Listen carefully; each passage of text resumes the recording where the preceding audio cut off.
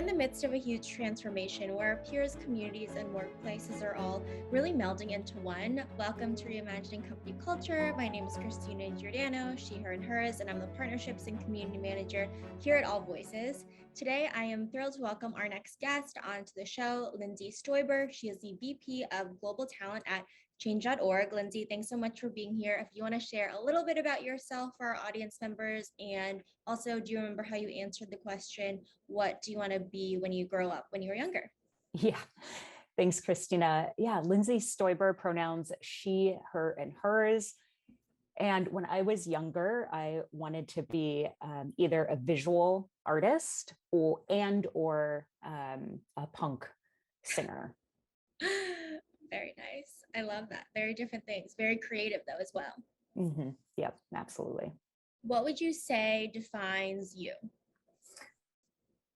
That's a good question. I think today, in my life today, I think what defines me is my usefulness and effectiveness in helping other people, right? So aside from finding a passion in connecting people with opportunities within organizations, I also have a history of serving on nonprofit board of directors. So I'm a big fan of like community work. I served on the Phoenix Pride board of directors. I served on the board of directors for the largest treatment center in the Southwest. So I really, in order for me to be happy, I need to feel useful. And I see that reflected back in my community. Absolutely. It sounds like those are really impactful actions, kind of organizations that you're a part of as well. And I think that translates day to day too. I was reading through your bio, and one of the things that you're also passionate about is really creating equitable systems. And even though these past two, we should say plus years at this point, have been incredibly challenging, a lot of people, especially in people and HR spaces, are talking about how it's also a really great time for innovation. Can you share a little bit about some of the systems you've made more equitable during this time, whether it's, a process, initiative, or policy? Yeah, absolutely. And I'll give you a little bit of context. So, because I think my lived experience plays a role in how I see the world. So, you may not be able to tell by looking at me, but I'm actually mixed. My mom is Black and my dad is white. I definitely present more like a quote unquote white woman of color. I'm also queer. I've been out for a couple of decades. So, I've occupied many identities internally. However, I have the sort of social benefit of being passable, meaning passing as somebody who could be a part of the dominant group. So internally, I hold space for the experiences that I've had and the differences that I've seen the world react to both of my parents, my mom versus my dad, and little things like when we would go to the store and I would be with one of them, how folks would react to that. So I carry that with me. And in terms of equity, I want to define that for what it means for me today. And equity essentially means orienting systems around those who are in the margins with the least amount of access, right? With the least amount of privilege. So the things that I've worked to do within our talent system is one, define talent as a system, right? So name it. What is it that we're doing? What is our vision? And at Change, we came up with a very succinct and inspiring vision, which is to build a world-class ecosystem. And within that vision, there are principles of intentionality, transparency, right? And those pillars allow us to orient all of the component parts of how people find our job opportunities, how they move through the process, and how we make decisions in a way that doesn't adversely create harm for people who don't have access, and it doesn't overly benefit those who have huge amounts of privilege. So, for example, one of the things that we did a while back, which I'm proud to see that there's a movement taking place, is put salaries in job descriptions, right? And the reason why that's important is because it's information, it's decision-making information for candidates. And it's also information to ensure that hiring managers and decision makers are not arbitrarily offering people more or less based on like me bias, which is probably the number one thing that I see come up in the hiring system. The other thing that we really like to do is be super transparent with what does interviewing mean at change.org? What are the steps, and what are the things that we're actually evaluating in order to make a hiring decision and bringing candidates along a journey? If you've ever interviewed for a job, it can be a little disorienting, right? And it's oftentimes it starts with a call with a recruiter. It can be very vague, right? And then you have these sort of individual conversations, and you're just waiting for the next call to know what the next step is. So imagine if you had all the information up front about, like, here are the skills we're evaluating, here's what our interview process is, right? And as we evaluate you, we'll keep you up to date on how well you do in the interview process. So those are just a couple of examples there. Absolutely. And I really like the kind of underscoring of intentionality and transparency there as well. And I think those are two really good examples, especially the like me bias of when you're interviewing with someone. And if you've ever been on an interview committee for folks listening as well, like the phrase, I could see myself going get a beer with someone or get a happy hour. It's definitely, you want to structure it and really recognize that talent is a system as well, like you were talking about as well. Yeah. And a lot of folks are looking at, the beginning of the funnel too, around recruitment and hiring. And can you tell us a little bit more about how Change's recruitment and hiring practices are really intentional and inclusive there? Absolutely. I mean, I'll be super blunt. We set front of the pipeline goals for sourcing, right? And those roll up to company representation goals. So in order for this thing to work, we have to have a broad picture of what it is that we're trying to do in terms of visual representation at any organization, right? We have to take inventory of what does our representation look like? Are we happy with that? And what do we want to change about it? And in 2020, we pushed really hard to investigate and interrogate why we had nobody who was Black in upper levels of leadership. And I'm talking executive, VP at the time, VP, SVP, C-level leadership. And so with interrogating that and interrogating our systems, we were then able to create actual business goals, right? So my recruiting team is responsible for going out and finding qualified people who can help us with representation, right?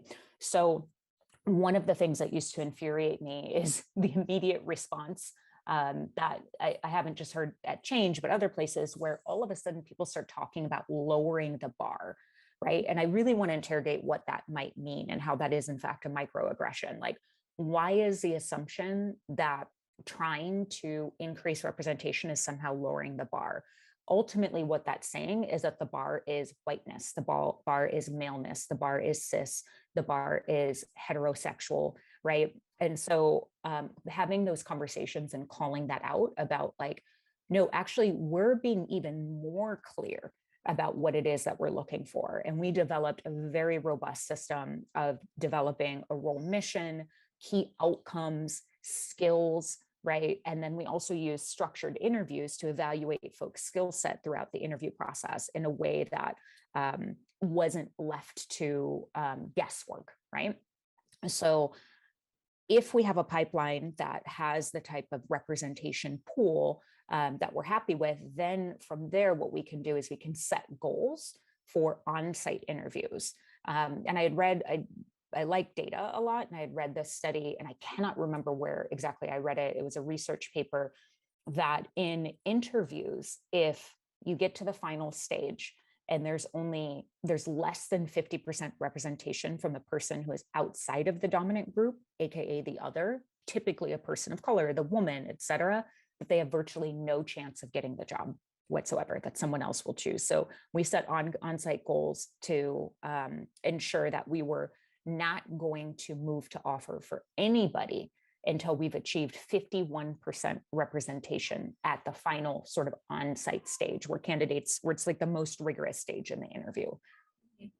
I love that. I think that's so important. Not only are you setting these goals again, but you are thinking about what does, equity really mean to us? Mm-hmm. Why are we doing this? What is the long-term strategy? Not just looking at KPIs for the sake of saying we're doing a good job or we need to improve progress here. It all comes together. And you mentioned leadership as well and the role that, leaders play as well. And I think whether you're a formal people manager, executive, or an informal leader as well, culture conduit, you have impact on the organization. How do you think about really empowering folks, no matter what their role is, to really practice this equity-driven leadership, meaning Mm-hmm. about equity in their different processes as well? Mm-hmm. Great question. I think my leadership philosophy is one that is rooted in empowerment. And I think the same principles that I use for building equitable talent systems can be used as I'm managing teams. So I'm used to managing big teams. I've managed teams of 65 indirect reports in the past. Right now I'm managing a team of 9. And the thing that I like to do is I like to clearly define the stakes, right? So I'm really big in performance management, and sometimes that scares people. They think that that means that I'm just like, I only care about numbers. No, in fact, performance management is an equity building exercise, right? Because performance equals money in the workforce. That's the truth of it. Performance equals opportunity. So my job is to define what is the bar in terms of performance? What does your job actually mean in a way that the employee themselves can measure it, right? They can take responsibility for it. And then we define, okay, what are the goals associated with the ways that you want to grow personally? So giving them access to things like career paths and showing them like, okay, if you want to continue to be an individual contributor, that's great. Here's what this path looks like. Here's the pay involved. If you want to be a manager, here's what this involved, and being very accessible and candid with people and truthful as well. So I know I can't be everything to everyone. And particularly when I'm dealing with, right now I'm at the point in my career where I'm mostly managing directors or skip levels. So my job is to empower them to be the best people managers that they can be by being what they need, by unblocking them, by giving them information, right? By creating systems that are repeatable, that don't require us to be involved in their execution, to allow people to take part in what we're doing as the whole. Because, for us as leaders, like I've been the face of talent, right, at my organization, but really talent is nothing without the people who are sending the emails, making the phone calls, et cetera. So we need to continue to create a conduit for people to strive and achieve. And I'm very lucky to say that, or happy to say that, my team is just absolutely incredible. And I'm sure it goes without saying, we have awesome representation on our team, all spectrums, all walks of life, because to me, my belief is that teams who have a diversity of lived experiences push the bar higher. I don't have any scientific data to say that that's true. That's my core belief. I don't know how to build a homogenous team. I've never done that in any environment, right? And how you do that is you define what does success look like, and then what are the core skills that it takes to be successful in this environment.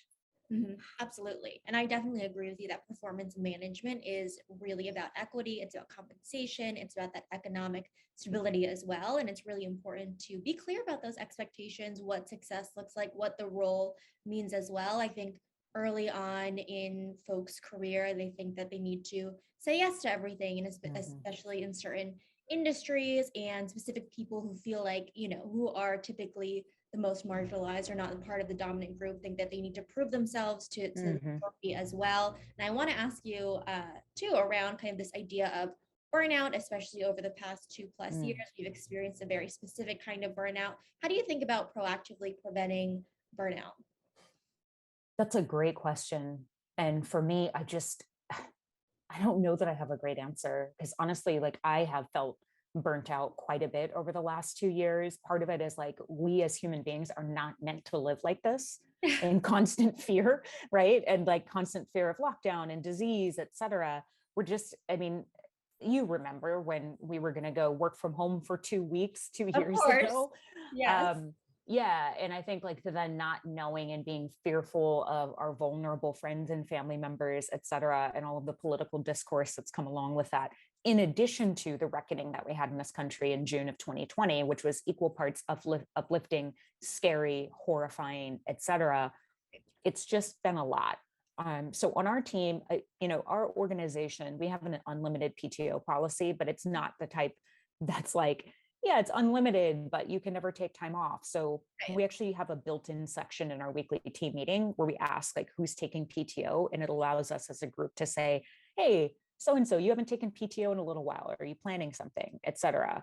I also recognize that taking time off is not the end all be all solution for people.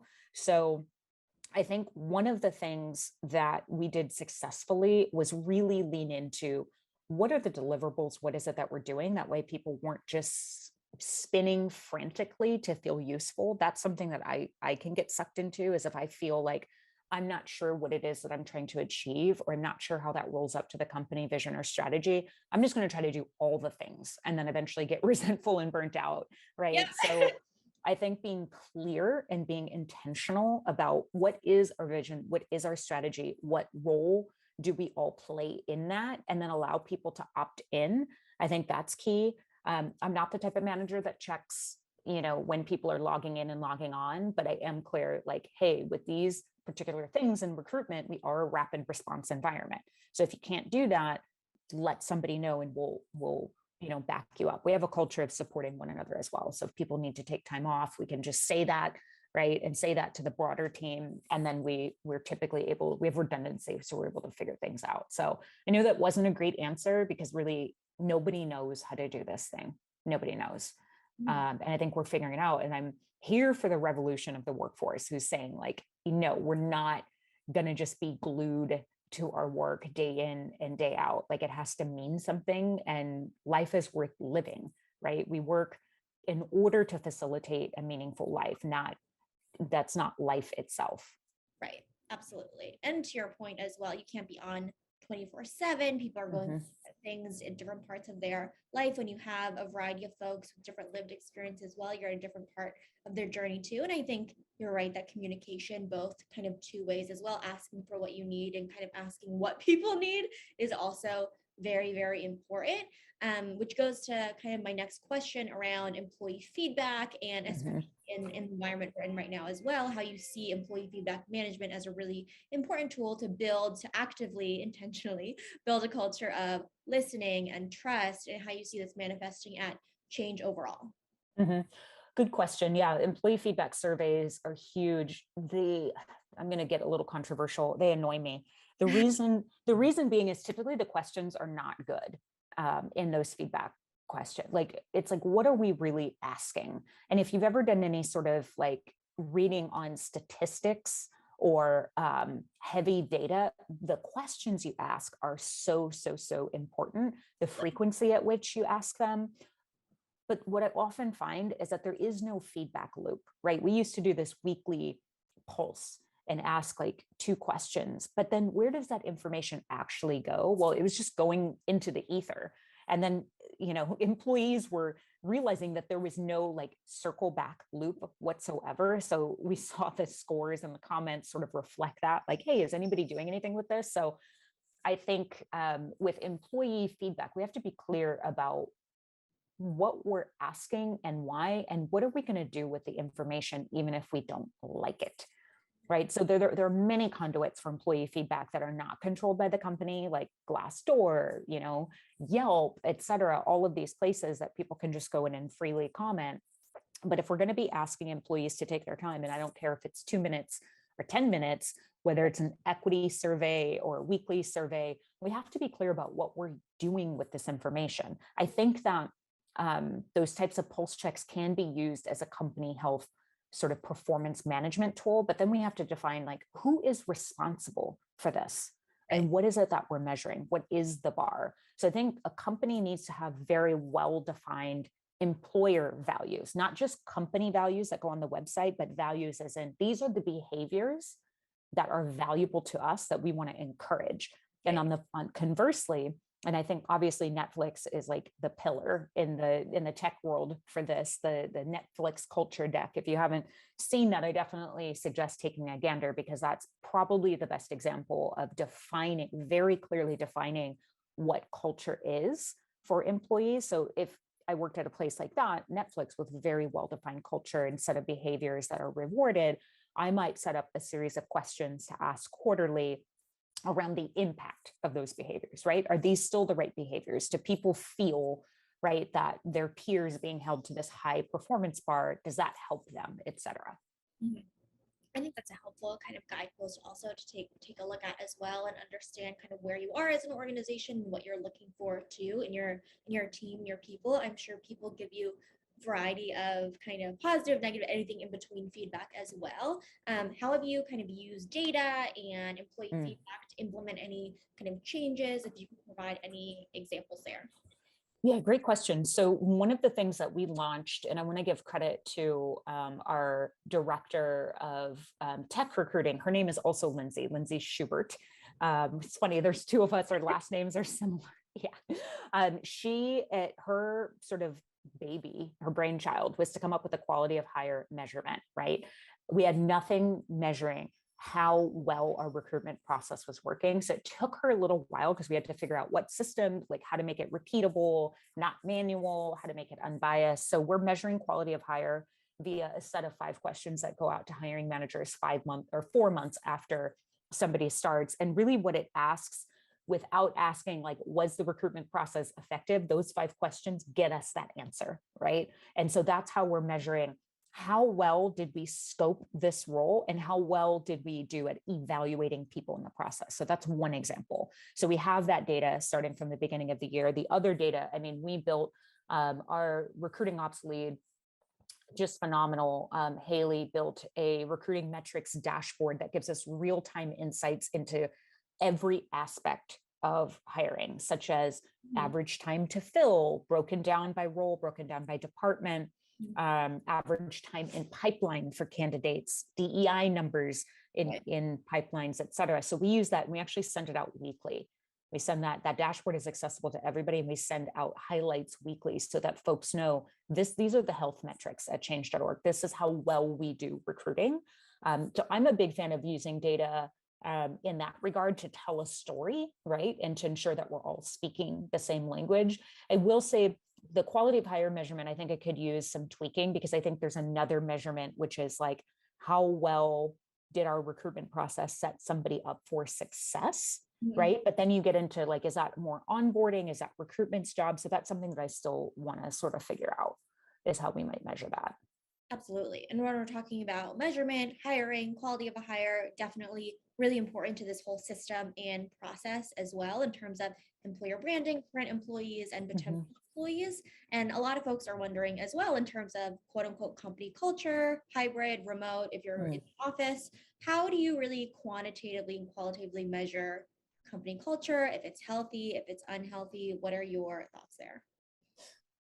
Yeah, I think there are a few measurements, right, that that go into that. I think you can look at it in terms of performance, right? Because every company has it. If you have a performance review system, then you have a measurement of how well people are doing at their jobs, right? So you could look at review data over a period of time. Typically 18 months is good because it captures like the breadth of performance cycles. So that would be one way that I might measure. I would also measure PTO usage, reported PTO as well. I would want to look at that by department, by manager, et cetera. I would want to look at manager review feedback as well. I think the most important aspect to success in organizations is their strength of their management culture. And in the tech, startup world, it's great because you can come in with virtually no experience and work your way up. The problem with that, though, is that management is a very specific skill that needs to be developed and nurtured over time. And unfortunately, there are organizations where you have people that once you reach sort of a certain level, you're untouchable. And the higher you go in an organization, the more of an impact that you have on people who are just entering the workforce or who are in lower levels who have less power. So I think the accountability needs to be much higher, particularly in the tech world, for being like, if you're going to hold a management role and have direct reports, and we need to define, what does that mean? How do you know that you're doing that well? And it can't just be, are you really great at hiring and like getting people to do their work? There has to be something there. And that's something that I would like to work out, is developing a clearly defined management philosophy, right? And there has to be a way to measure that in order to make it real. I find the conversation around company culture to be very irritating and annoying, because it seems like it's a lot of words and nobody's really saying anything. I have said in the past, and I've seen it on LinkedIn and I've heard it from other people, that if you're ever, curious about a company's culture, talk to their lowest ranking person of color, particularly like a Black woman or a trans person, and ask them what their experience is like. ask them if they feel like they're heard and understood and feel like they have a path to success in their organization. And that will tell you a lot. So yeah, and then company culture can also obviously be measured in things like attrition, regretted attrition, broken down by demographics. I think it's important to look at that. It can also be measured by pay equity, broken down by gender, by people of color versus non-people of color. And then I know companies, like we've done an annual inclusion index survey. So we defined what inclusion meant and then sent out a culture amp survey to measure that. And we were able to break that down by department. The issue with that is it can be so much information and can be dismissed as subjective by executives that it just doesn't become actionable. Mhm. That's sort of the issue that I found. So whatever is being measured, it needs to be turned into, we need to have like stakes in the ground to say, hey, if this shows up here, then we need to action it in this way. Absolutely. I think those are good kind of metrics for success and kind of measuring the progress as well. Attrition, PTO usage, management philosophy, as you were talking about as well. So many folks are talking about that too. The next step up for an incredible individual contributor does not need to be, Right. people manager if they do not want to manage people, or it's just talking and having that conversation as well. Lindsay, I asked you a lot of specific questions about, your personal journey and changes strategy and kind of your thoughts, but what's something that's taking up the most brain space for you right now? Well, right now it's interesting. The timing of this call is quite interesting. And this is actually my last week at change.org. I went through the interview process a little while ago, and I am taking on a new opportunity, taking over a new talent team. I'll be the VP of talent at a health tech startup called Lightyear Health. Starting in January. So I'm really looking forward to having some time off, like the first extended time off in 15 years. Hey. I'm about to walk into that.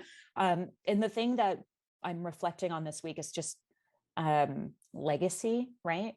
Like the job doesn't define me, but how I made people feel at the place that I work, particularly because I do hold a position of power and influence. Yeah.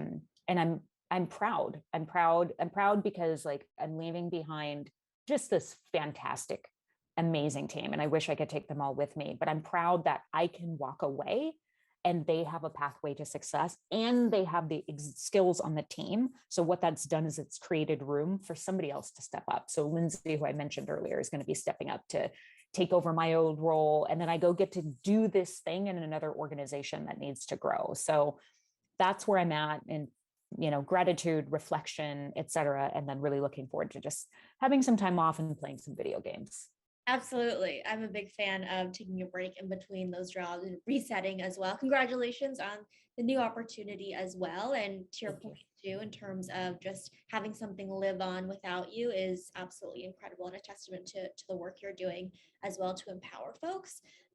During this reflection period too, are there any kind of common mistakes you're seeing companies making in their talent strategy, with the caveat that this doesn't mean you worked at the organization or, at Change or other places? Mm-hmm.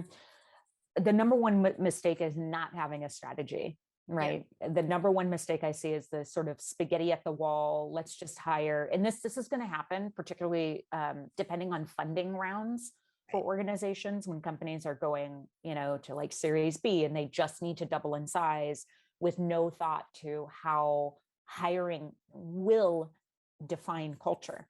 The people that you bring in are going to be the ones that carry the torch, carry the mantle of your company culture. So not being intentional about that, not having a strategy, and then not actually looking at hiring as a company health metric. So I see all these organizations that want to hire a head of talent, right? Or hire basically an IC recruiter, but then there's no place to input or feedback into the strategy, right? And talent acquisition is so important. And there's so much information that can be gleaned from talent acquisition and really being a student of the game there. So I think a lot of companies really undersell that. I think the other thing, just with people work in general, I've seen a lot of companies try to shortcut, the work of owning people by not having a chief people officer, saying we don't need a chief people officer, or having the chief people officer report to another executive, right? Aside from the CEO. I think that's a huge mistake, because I think what ends up happening is then that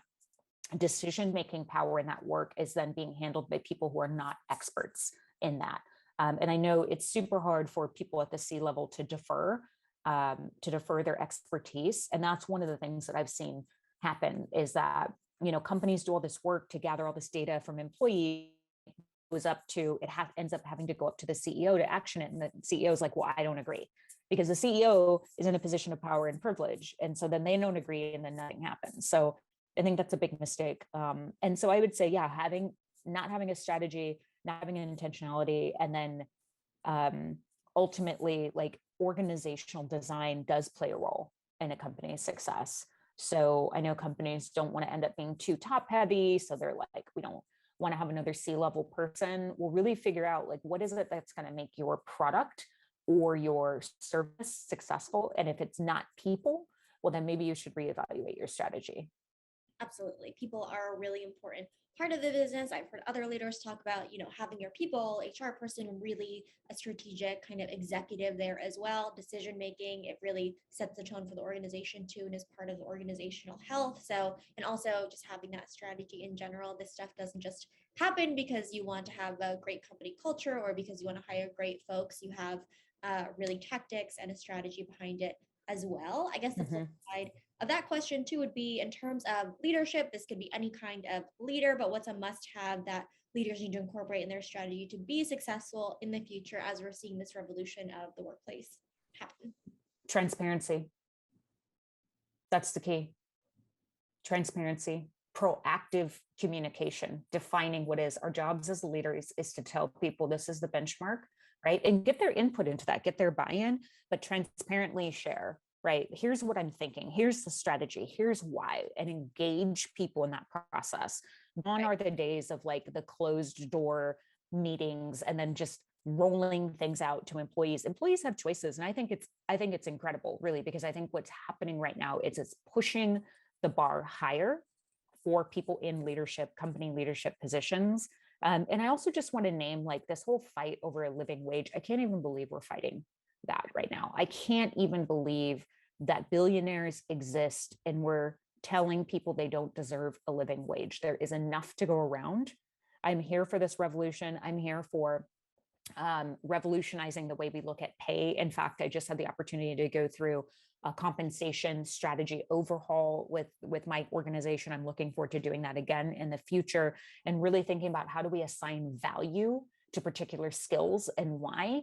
And it was shocking to see what sort of beliefs there were all around the organization at the decision-making level. So I think we really need to be transparent about that. I'd love to see a world in which every salary in the organization is just somewhere that employees can access it and is available externally, because I think that would tell you a lot about the organization and their values, right? It's really, I think we'll get to a point where organizations are going to have to put their money where their mouth is, because big name brands, and I won't name any here, that are very known for their brilliant, products that are sort of ubiquitous, it's coming out that the experience that people are having being part of that big machine are inhumane. And so I think this revolution is going to push for a better standard of living for all. And I also want to name that giving access to people in the margins and sharing wealth benefits everybody. We're not taking away opportunity from people who do have aspirations to go out and like make a lot of money. There is enough to go around. So I'd like to see, particularly in the US, shift out of the scarcity mindset, that in order for me to succeed, I have to hold somebody else down. It's just not true. So that's what I'm excited for, is to really see that breakthrough. Absolutely. The zero-sum game mentality and things of that nature. I definitely agree. I think a lot of leaders are talking about, especially just publishing their compensation reviews internally, and then that next step of publishing it externally, putting it on job descriptions, something that you talked about earlier as well, is really important. Lindsay, is there anything that I either didn't ask that you want to share with folks who are listening, or underscoring 1 to 2 key takeaways that you hope people bring with them? I think the thing that I would leave off with is, like, the worker has power now. And I've been able to deliver a lot of offers to people over the years. And the thing that makes me smile is when, particularly when women of color push back, right? Push back and say, like, are you, ask for more money. So to anybody out there who's listening, who's applying, who's interviewing, I understand what it's like to, not have a job yet and want to like put on your best face and not ruffle any feathers. But now is the time to ruffle feathers and ask for more, and ask organizations, what is your compensation philosophy? How do you pay? How do you determine what pay somebody starts at? And ask for more. And I think that there's space for that. So those are my words of wisdom. There's definitely space for that. I love that call to action. And anyone who did in your role, like you've given them an offer and they've asked for more, have you ever rescinded that offer from someone because they asked for more? No. I've never rescinded an offer for anything like that. Now, the thing is, I say that I like that. Now, at Change, we have a philosophy rooted in pay equity, which means for each role, there is 1 point in the salary. And that is determined, one factor is location. There are certain cities where there's like a premium, like San Francisco and New York. So there have been times when the candidate has said, I actually think I'm leveled wrong. And we've gone back and we've reviewed that. And sometimes that's like checking references or having another deeper conversation about a technical skill. So there have been cases where we've seen it change. I personally pushed for just raising sign-ons to give people, sign-on bonus, because really, that's a way for us, a low risk way for us to like bridge the gap in somebody's pay, or say like it's a good faith, payment to say like, yeah, we believe in you. We think, you have the skill set to be a long-term member of the team. So I would encourage any organizations who don't use sign-on bonuses to go ahead and do that, but just have some parameters about how and when you award them. If it were up to me, I would give every single person a sign-on bonus except executives, because they don't need it. They're already overpaid. But I would give every single offer would include some sort of sign-on bonus. Yeah, absolutely. Having that conversation is really important. Just asking is really great. Lindsay, thank you so much for being on Reimagining Company Culture this afternoon. Thank you. Thank you for having me. Of course. And as a reminder for folks who are listening at AllVoices, we really believe in that employee feedback management as a requirement for the company to succeed overall. Have a great rest of your afternoon, everyone.